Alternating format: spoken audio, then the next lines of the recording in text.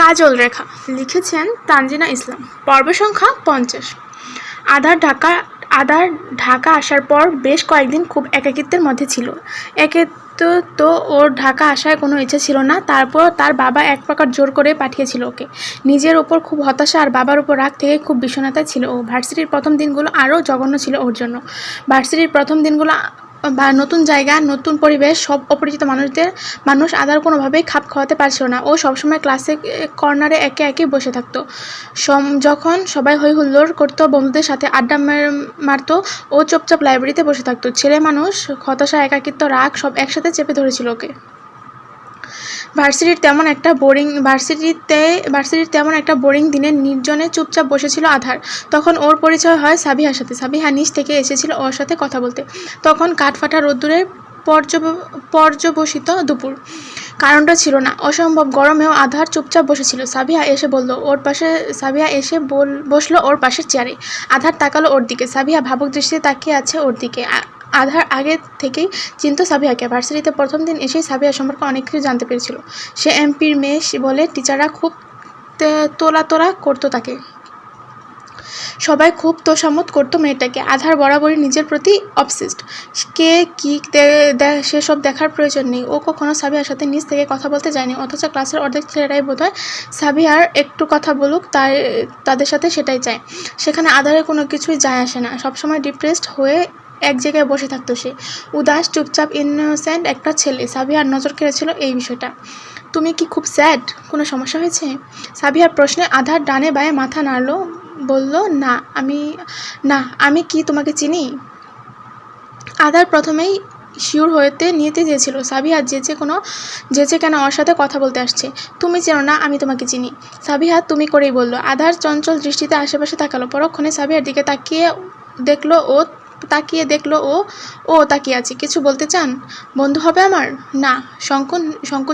সংকোচহীন নাকচ। এমনি আপনাকে আমার ঠিক লাগে না। মুখের ওপর বলে দিচ্ছ? ইমপ্রেসিভ। শুনো, তুমি কি কিছু নিয়ে ডিপ্রেসড?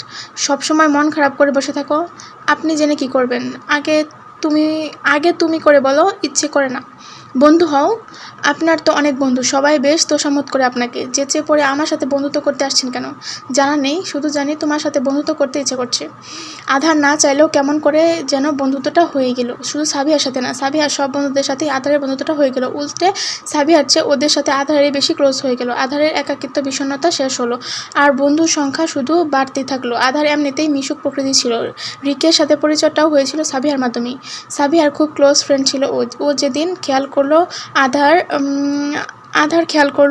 দিন যেতেই আধার খেয়াল করলো সাবিহার অনেক বন্ধুমহল আছে, যেটা ভার্সিটির বন্ধুমহল থেকে আলাদা। তাদের সাথে শুধু সাবিহা ক্লোজ, বাকিরা এমনিতেই কথা বলে। আধার এমনিতে কথা বলতে গিয়ে জড়িয়ে পড়লো তাদের সাথে। তাদের মতো হতে গিয়ে নিজেকেই বদলে ফেললো। সেই লাগাম ছাড়া স্মার্ট বন্ধুদের সাথে খাপ খাওয়াতে গিয়ে কত কিছুতেই সে জড়িয়ে পড়লো। বারে যাওয়া, অ্যালকোহল অ্যাডিক্ট হওয়া, মারামারি, র্যাগ দেওয়া, আরও অনেক অনৈতিক কাজে যা ওর মতো একটা ছেলের করার কোনো কথাই ছিল না। এতটা উচ্ছৃঙ্খল হয়ে গিয়েছিল ও যে বাবার কথা পর্যন্ত শুনতো না। শুধু রিকের মতো রেড লাইন এরিয়াতে যাওয়াটাই ওর বাকি ছিল। কিন্তু সাবিহার সাথে রিলেশনে যাওয়ার পর থেকে রিককে অকারণে বিরক্ত লাগতো। আধার সবসময় কন্ট্রোলিং নেচারের। ওর প্রিয় মানুষগুলো শুধু ওর, আর কারো না। রিক খুব ক্লোজ ফ্রেন্ড ছিল সাবিহার। আধার জানে সাবিহা ভালো মেয়ে। ও কখনো কোনো অ্যারোগেন্সি দেখায়নি সাবিহার। সবার চেয়ে আধারের প্রতি বেশি অ্যাটাচমেন্ট ছিল ওর। আধার কখনো বলেনি তোর এই বাজে বন্ধুর সাথে কম মিশবি সাবিহা। সাবিহা নিজ থেকে দূরে সরে গিয়েছিল, কারণ আধার অকারণে জেলাস হতো, যার কোনো ভিত্তি ছিল না। সাবিহা ভালোবাসার পরিণাম আধার কখনো জানার চেষ্টা করেনি। করলে 1.5 মাসের যোগাযোগ বন্ধে আধার চট্টগ্রাম চলে যেতে পারতো না।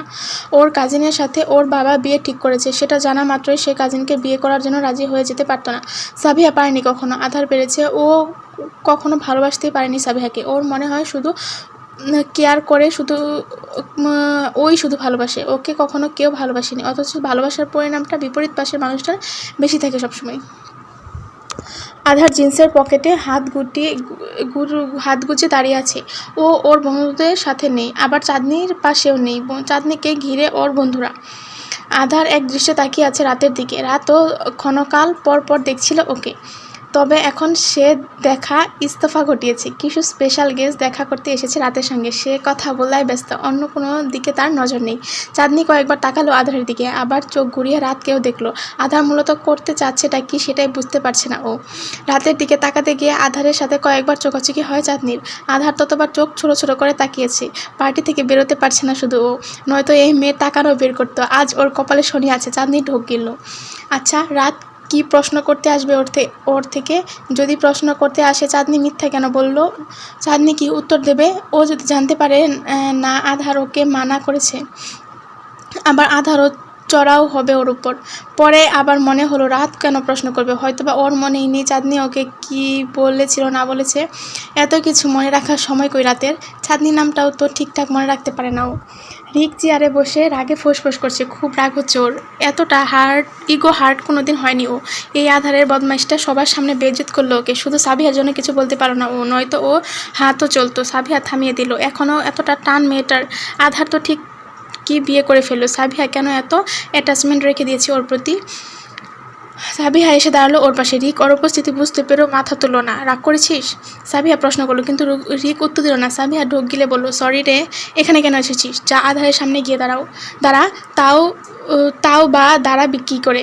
সে তো বইয়ের পাশে ছাড়ছেই না। প্রয়োজনের সময়ই তোকে লাগে, বাকি কোনো সময় তোকে চেনে না।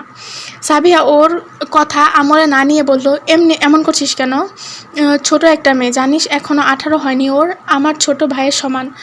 এভাবে কেন বলছিস? এখন তোকে কৈফিয়ত দেব?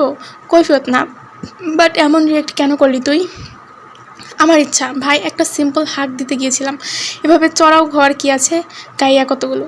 সবাই তো তোর মতো স্মার্ট না। কমফোর্টেবল ছিল না ও, গ্রাম থেকে এসেছে ভাই। এসব কি নর্মাল ওর কাছে? নর্মাল না হলে পার্টিতে এসেছে কেন? তার পসেসিভ হাজব্যান্ডের উচিত ছিল ওকে ঘরে লুকিয়ে রাখা। সাবিহা দীর্ঘশ্বাস ফেলল। হয়েছে তো, থাম এবার। সরি বলছি না, রাগ তোর সরি। খুব রাগ হচ্ছে আমার। ও তোর সাথেও এমন করতো? এই ছেলেটার জন্য তুই আমার সাথে দূরত্ব বাড়িয়েছিলি সাবিহা। দেখ ওকে। রিক আঙুল তুলে তাক করালো আধার দিকে। সাবিহা তাকালো সেদিকে। ও চাঁদনির পাশ ছেড়ে নড়ছেই না। সাবিহা তাকাতে রিক বলল, ও তোকে কখনো ভালোই বাসেনি, নয়তো কিছুদিনের তোকে এভাবে ভুলে যেতে পারতো না। আমি তো ভালোবেসেছি। ওই বাস্টার্ড ভালোবাসা ডিজার্ভ করে না। সাবিহা টলমল দৃষ্টিতে তাকালো ওর দিকে। গলা ভাঙা স্বরে বলল, গালে দিবি না ওকে? এখনও এত টান? না, টান নেই, ভুলে যাচ্ছি তো, খুব চেষ্টা করছি ভুলে যাবার। আর কত করতে বলছিস? ভুলিস না। এত সহজে ছেড়ে দিবি? তো কি করব? ছেড়ে না দিয়ে আর কি করার আছে আমার? ধরে তো রাখতে চেয়েছিলাম, থাকেনি তো। রিক শক্ত গলায় বলল, তুই ওকে চাস সাবিহা? আরেকজনের হাজব্যান্ডকে? যেটা প্রশ্ন করেছিস সেটার উত্তর দে, বাড়তি কথা বলিস না। না, চাই না। সত্যি? সাবিহা উত্তর দিতে পারল না। রিক ওর দিকে তাকিয়ে বলল, আমার চোখের দিকে তাকিয়ে বল, চাস না? সাবিহা বলল, চাইলেই কি পাবো? কবেই তো হারিয়ে গেছে, মেনে নিয়েছি যা হওয়ার হয়ে গেছে। না, মেনে নিবি না। কেড়ে নিবি। তুই শুধু একবার বল তুই কি চাস, কি করবি তুই? দেখতেই পারবি। ওকে ওটা তোর জানার দরকার নেই। সে তোর হলেই হলো। সে আমার হবে না, সে অন্যজনের হবে, কথা দিচ্ছি, প্রমিস করছি। পরক্ষণে দাঁতে দাঁত চেপে বলল, কি যেন নাম? চাঁদনি। ওর ব্যবস্থা আমি করব, চিন্তা করিস না। ওই মেয়েটার জন্য তোর বন্ধু আমার মেইল ইগো হার্ট করেছে। যা, তোর অন্ধকারকে ছেড়ে দিলাম, ওই মেয়েটাকে ছাড়বো না আমি। সাবিহা উতলা হয়ে বলল, প্রতিশোধ নিবি? মেয়েটার কোনো ক্ষতি করিস না, ছোট একটা মেয়ে। লেদা বাচ্চা না হোক আমার তুলনায় ছোটই। গ্রামের মাইন্ডসেট অন্যরকম বলে বিয়ে হয়ে গেছে। আমাদের শহরেও লেদা বাচ্চাই। তুই নিশ্চিন্তে থাক, কিছু করিস না। না, তুই যা চাস তাই পাবি। আমার বন্ধুদের একটা দায়িত্ব আছে না? সাবিহা মুখ কালো করে বলল, যা করবি কর, আমি না ফাঁসলেই হলো। বড় ভাইয়া খুব রাগ করবে, এই জন্যই আমি পারছি সহ্য করতে, না পারছি মেনে নিতে। ওকে ভুলে যাওয়া আমার পক্ষে সম্ভব না। তোর বড় ভাইয়ের কি হয়েছে? সে এসব নিয়ে খুব সেন্সিটিভ, সংসার ভাঙা সহ্য করতে পারে না। তুই জানিস তো আম্মু।